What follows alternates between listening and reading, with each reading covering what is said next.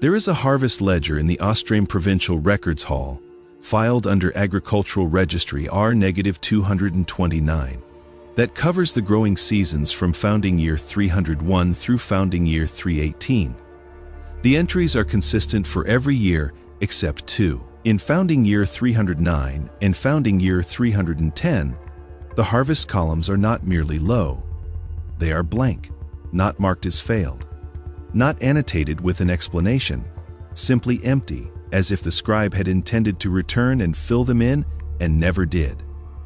The ledger was catalogued in founding year 341 and has not been formally reviewed since. I found AR-229 while researching agricultural administration in the Ostrame lowlands during the early founding period. Harvest records from this era are typically dense with notation, quantities, weather observations, tax assessments, notes on seed stock and soil condition. The Ostrame scribes of this period were meticulous. Their other entries in the same ledger are models of administrative precision, which is what makes the two blank years impossible to dismiss as carelessness. Something happened in founding years 309 and 310 that produced no harvest worth recording. And whatever it was, the scribe chose silence over explanation. The Ostrame Provincial Records Hall is not the only archive where this gap appears. I spent several months tracing the administrative records of 6 provinces that fell under the authority of the early founding compact during this period. Agricultural registries, weather observation logs, tax collection records, census supplements, the kind of documentation that survives in fragments across multiple institutions because it was produced in quantity and stored in multiple locations. In 5 of the 6 provinces, records from founding years 309 and 310 are either absent, severely diminished in volume, or contain explicit notations of disruption whose cause is not named. One notation in the weather observation log of the Merrath Hills station, a secondary archive, I found cited in a footnote of an unrelated institutional history, reads simply, "Light diminished. Duration unknown at time of writing, crop suspended." The entry is dated to the early months of founding year 309. The next entry in the same log is dated to the final months of founding year 310, 19 months of observation, from a station whose purpose was continuous daily recording, reduced to 2 lines and a gap light. Diminished, duration unknown at time of writing. But here is where the detail first resists easy explanation. The Ostrame Scholarium, the province's primary institution of learning and record keeping during the founding period, maintained a chronicle of provincial events that ran continuously from founding year 280 through founding year 390. The Chronicle is one of the most complete institutional records from this era. It has been studied, cited, and excerpted in histories of the founding period for generations. It is considered reliable. The Chronicle contains entries for every year of its span, with one exception. Founding years 309 and 310 are present in the Chronicle.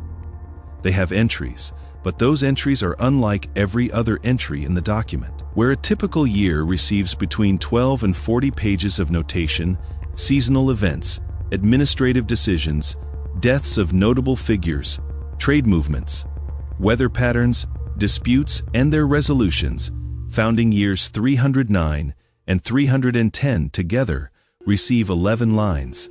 11 lines for 2 years. The years immediately before and after them receive their usual volume. The Chronicle does not explain the compression. It does not note that records were lost or that the period was difficult to document.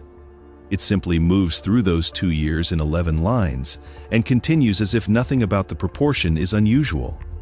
I read those 11 lines many times. They describe, in the careful neutral language of institutional chronicle, a period of reduced agricultural activity, increased mortality among the elderly and very young, movement of population toward the southern lowlands, and what the Chronicle calls an alteration in the quality of daylight that persisted across 2 growing seasons. That phrase, an alteration in the quality of daylight, is the closest any official Ostrame document comes to describing what AR-229's harvest ledger simply left blank, an alteration in the quality of daylight that persisted across 2 growing seasons. And this is where the pattern across provinces becomes harder to attribute to coincidence. I identified 9 institutional chronicles, or continuous administrative logs, from different provinces covering the founding year 300 through 320 period. Of those 9, 7 show the same compression or absence at precisely the same years. Not approximately the same years. The same years founding year 309 and 310 appear as a shared gap or near. Silence across 7 independent documentary traditions maintained by institutions that had no formal relationship with each other and no known mechanism for coordinating their record keeping. The 2 chronicles that do not show the gap are both from coastal provinces at the far western edge of the founding compact's territory. Both are fragmentary in other respects, which makes the absence of the gap difficult to interpret. It may mean the western coast was less affected. It may mean their records from this period are simply incomplete in different ways. I cannot determine which from the documents I was able to access. What I can note is that 7 provincial institutions independently produced the same documentary silence at the same moment, and that none of them explained it. Now here is where the testimony becomes the most difficult part of the picture to hold. The Scholarium of Ostrame maintained, in its later centuries, a collection of what it called the Elder Testimonies. Accounts gathered from elderly residents by Scholarium scribes during a documentation effort conducted in founding years 380 through 395. The purpose of the project was to capture living memory of the early founding period, before the last witnesses of that era died. The testimonies were transcribed, bound, and archived. They cover agricultural practices, building techniques, trade customs, family lineages, and local histories of individual settlements. I read through the volumes covering settlements in the central and northern Ostrame lowlands. The testimonies are extraordinary in their specificity about most things. Elderly residents in founding year 380 described in precise detail events from 60 and 70 years prior. Prices paid for grain, names of village administrators, the outcomes of water disputes, the exact location of boundary markers that had since been moved. When those same witnesses were asked about founding years 309 and 310, the specificity collapsed. Not uniformly, not dramatically, but consistently enough to notice. Accounts that had described events from founding year 305 in careful detail became vague when they reached 309. Several witnesses said they did not remember those years clearly. One described it as a time that is hard to hold in the mind, like trying to remember a dream. Another, an elderly farmer from the northern settlements, said only, "We did not go outside much.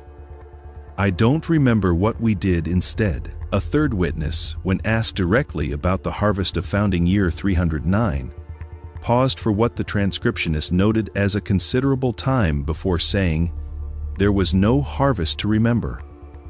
There was no harvest to remember. The transcriptionist's notation of the pause is the detail I return to. It is unusual in the elder testimonies to find such notations. The scribes were trained to record speech, not silence. That one of them recorded the pause suggests it was long enough, or weighted enough, to seem worth noting. The witness was not confused. They were remembering something they did not particularly want to describe. I searched the elder testimonies for any witness who offered a direct account of what the 2 dark years were like, what the light looked like, what the cold felt like, whether people understood what was happening while it was happening.